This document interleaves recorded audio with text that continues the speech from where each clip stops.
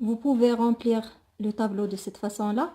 On a avant et après par rapport à l'arrêt de mort, par rapport à la déclaration que le narrateur sera condamné à mort. Vous avez ici la foule avant la condamnation. Donc, le narrateur pouvait voir des hommes, des femmes, des enfants. Toutes ces personnes-là changent et se métamorphosent en fantômes. Ils apparaissent pour le narrateur comme des fantômes.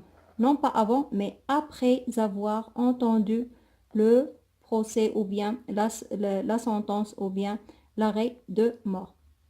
Après avoir déclaré l'arrêt de mort. Donc, il pouvait voir aussi deux jeunes filles aux yeux avides. Avide ici, c'est un adjectif qui est dévalorisant, qui donne une valeur, regardez bien, avide, c'est-à-dire qui exprime un désir immodéré de quelque chose. Ils ont les yeux avides.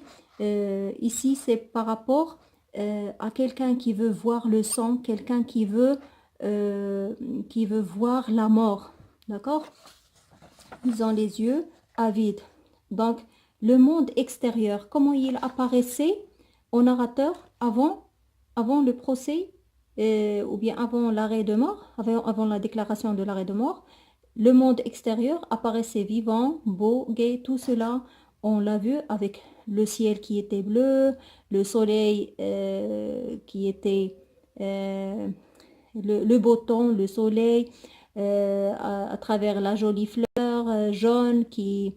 euh, donc ici, on avait un champ lexical qui se rapporte à un monde extérieur qui est vraiment plein de joie et plein de vivacité. Tout cela change et tient une couleur qui est blanche, ou bien tout cela devient blanc et pâle, ou bien il a pris aussi la couleur d'un linceul. On a dit le linceul, c'est un morceau de toile, un tissu, là où on enveloppe ou bien on ensevelit le cadavre, quelqu'un qui est mort, avant de l'enterrer. D'accord? Donc, tout cela, ce mot-là, il appartient au champ lexical de la mort. C'est pour rappeler la mort. Regardez bien comment Hugo utilise l'antithèse. L'antithèse, c'est-à-dire des mots qui ont, on a dit, qui ont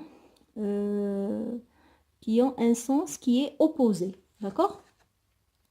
Soit des mots, soit des idées. D'accord? Regardez bien le narrateur, comment il était avant, le narrateur lui-même, comment il se trouvait, comment il se sentait. Donc le narrateur avant le procès, il se sentait vivant, il se sentait palpiter, il se sentait respirer. Il ressemblait aux hommes qui sont ordinaires, qui sont normaux. Après avoir entendu la sentence ou bien le procès, après avoir entendu et assisté à son procès et à l'arrêt de mort, après que le juge a déclaré l'arrêt de mort, ça y est, il est devenu ivre et stupéfait. Il est donc comme un mort vivant. Un mort vivant, c'est quelqu'un qui est vivant, mais qui a les caractéristiques de quelqu'un qui est mort. D'accord? Donc, n'oubliez pas que Victor Hugo utilise l'antithèse. L'antithèse, elle se voit dans les idées qui s'opposent et elle se voit aussi dans les termes que l'on utilise et qui sont vraiment opposés. D'accord? Donc, la vivacité et la joie et la gaieté viennent ici à s'opposer au champ lexical, bien sûr, de la mort, de l'ivresse, de quelqu'un qui est ivre, de quelqu'un qui est, regardez, linceul, avide, fantôme, tout cela, c'est par rapport, bien sûr, à la mort.